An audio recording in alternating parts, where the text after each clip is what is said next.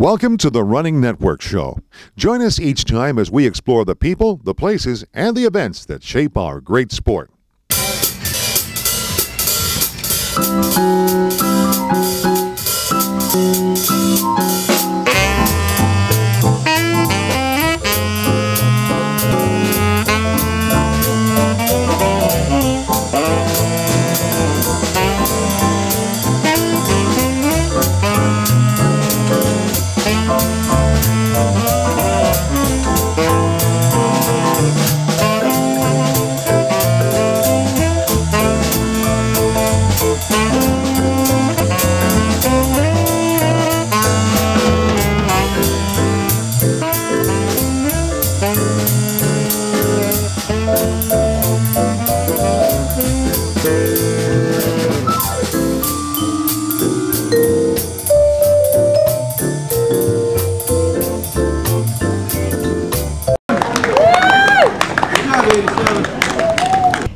We have here the legendary Chuck Engel, who just won the Carrollton Charity Road Race Marathon after also running one yesterday. Yeah. Let's talk about today's race first and then that one. We had perfect conditions. I mean, it was 58 degrees at the start. It was a flat, fast course. I knew there was a lot of guys here that had run about a month ago that had run up in Charlevoix. That's it, Charlevoix. They were talking for the race about running 249s, 248s. And, I won yesterday, and I really just, it was a long shot, and I won the double win, and I knew I was going to have to go out hard and try to get as many miles in before it got too hot. And it really didn't get hot at all. I know it stayed well below 68 degrees. And I struggled the last 5K, but I had second place by 3 minutes with 5K to go. And I said, even if I run 7s, he's going to have to run 6s to catch me.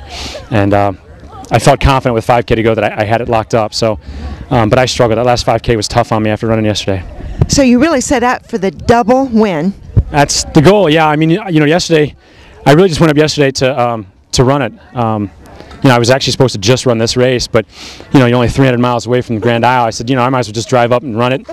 And the previous winner from last year's race up at Grand Isle was there. Dan was there, and he ran a great race. And I just went up there to just do a trail run and see what it was like, and I ended up winning the thing. So, I had to make good on it today, so it worked out well. I was blessed today. God just reached out and touched me today, so it was a good race. Well, the courses couldn't be more different, could they? Courses are so different. Yesterday was, trail and hills and muck and roots and creek beds and, a little bit of padded sand road and some beach running. So the courses were completely different. This was flat asphalt. 8 stations yesterday were few and far between. Today, clockwork. It was perfect. So it was a great day to race.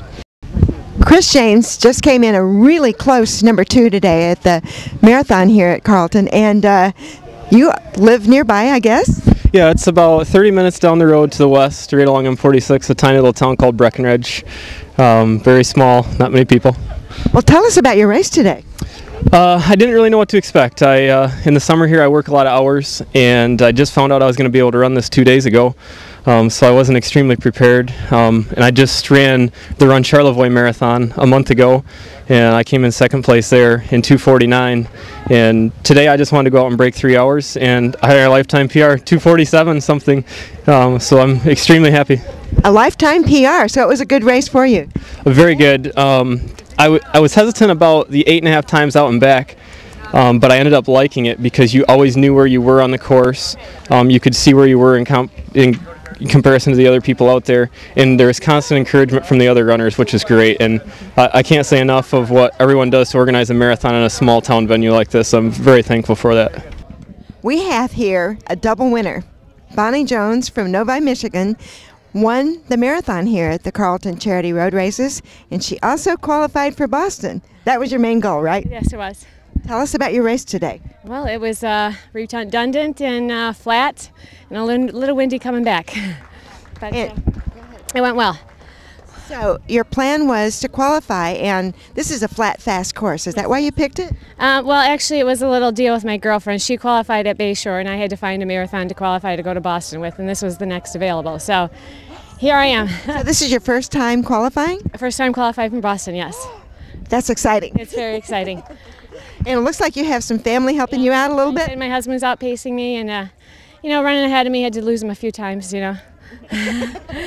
It's not good for the ego when you're trying to run 26, and he's ahead of us. Dad ran the 10K. I thought I was going to lap him, but he kept it going. So you had people in your sights you wanted to pick off then. Exactly. Did the loop course make it easier to keep track of your time and whether you were on track? Actually, it's kind of difficult because you do that first short loop out and around, so you got to start doing the math. And anybody that runs a marathon, easy math doesn't come simple after about 15 miles. That's why people help you count laps. Yeah, but laps and mileage and pace, if you're setting a goal, it's kind of hard to keep track. Long division doesn't come quick. So who's your friend who's going to Boston with you? My friend's back in the UK right now. Her name's Sean Gravel, and she's qualified at Bayshore, so we're off to Boston in April. So good luck, and we hope you do well and get great weather in Boston. So do we. Thanks.